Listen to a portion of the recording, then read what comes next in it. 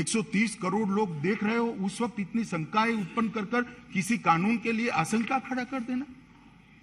माननीय अध्यक्ष जी, मैं इससे सहमत नहीं हूं। आशंका जरूर खड़ी की जाए, आधार के आधार पर हो, इसका कोई आधार हो।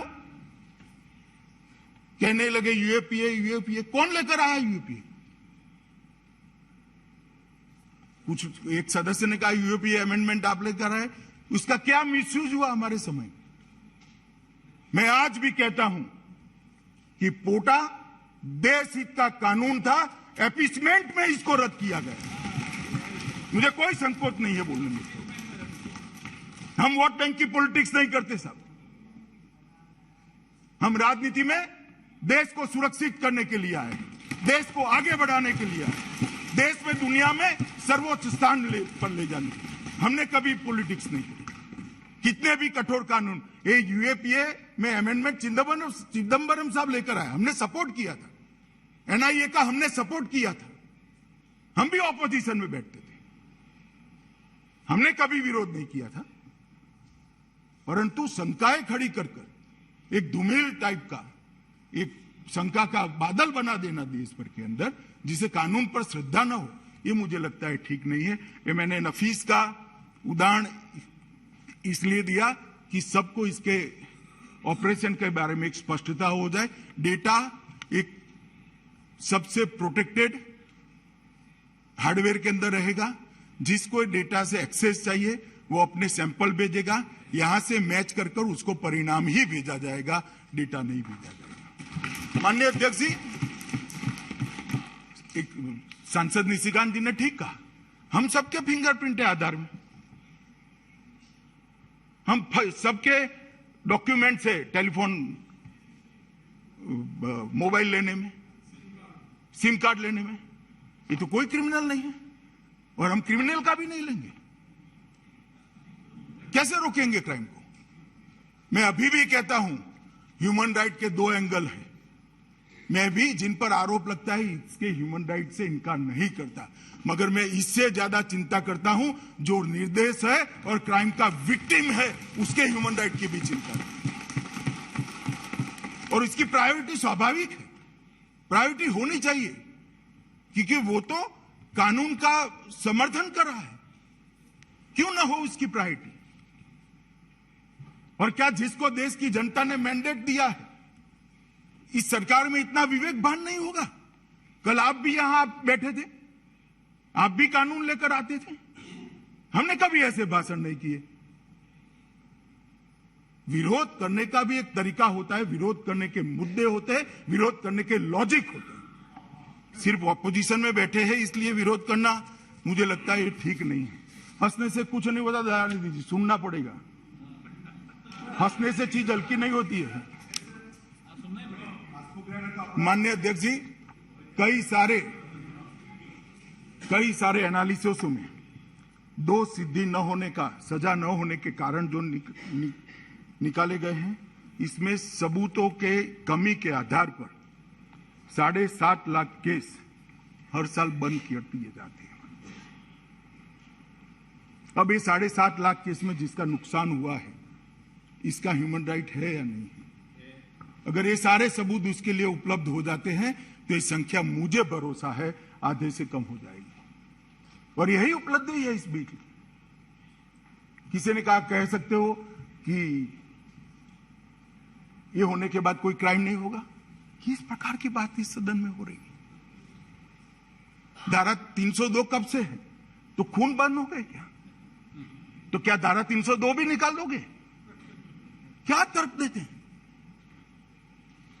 क्या सोचकर बोलते हैं और क्या जगह देखते हैं? बाहर तो ठीक है, कभी कभार कहीं कभार बोल दो सबको हंसाने के, ये तो संसद है। माननीय अध्यक्ष जी, न्याय की प्रतीक्षा, जिसमें कोर्ट कहता है कि अभी पर्याप्त साक्ष्य नहीं है, 15 लाख केस न्याय की अपेक्षा में पुख्ता सबूतों के अभाव में पेंडिंग कर दिए जाते हैं।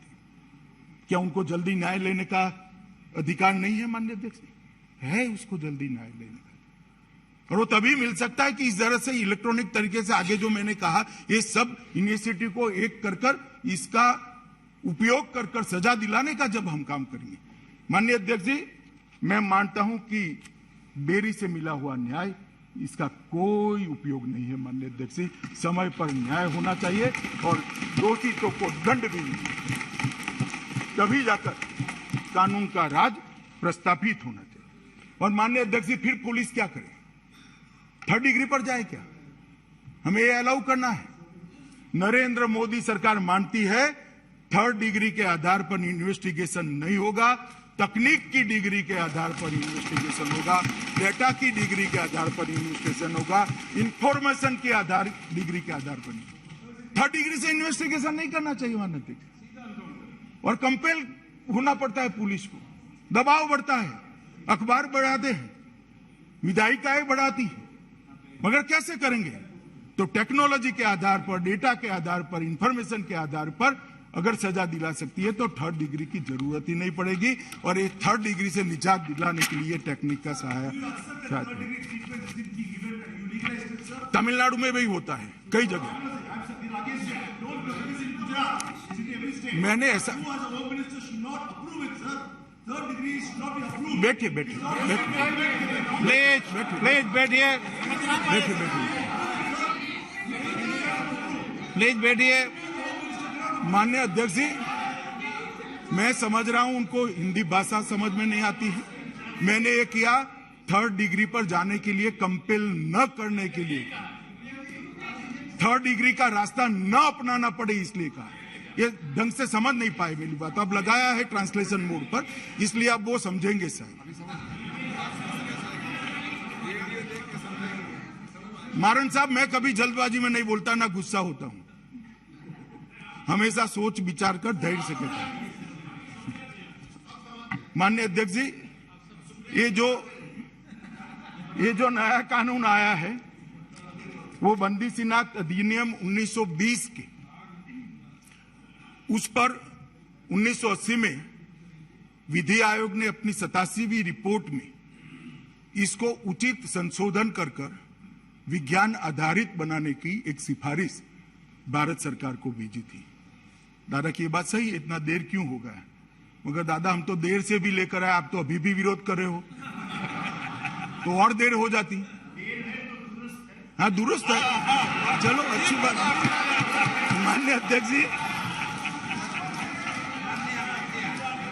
उसी रिपोर्ट में, माननीय अध्यक्ष जी, उसी रिपोर्ट में विधि आयोग ने स्वीकार किया था कि पहचान के उद्देश्य एकत्रित किए जाने वाले मापों को सीमित नहीं रखा जा सकता, आधुनिक टेक्निक का उपयोग कर उसको सुरक्षित रखना चाहिए, सीमित रखने का कंसेप्ट ठीक नहीं होगा।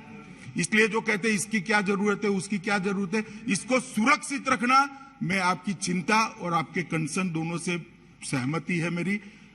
इसकी सरकार पूरी व्यवस्था करेगी कि इसका दुरुपयोग कहीं पर भी न हो। इसकी कार्यपद्धति भी रूल्स में इसी तरह से बनाई जाएगी और इसके उपयोग के लिए जो पद्धति बनाई जाएगी उसमें देश के अच्छे टेक्नोलॉजी के ज्ञाता लोगों को बिठाकर उनकी सेवाओं को लेकर हम माननीय अध्यक्ष जी बनाएंगे।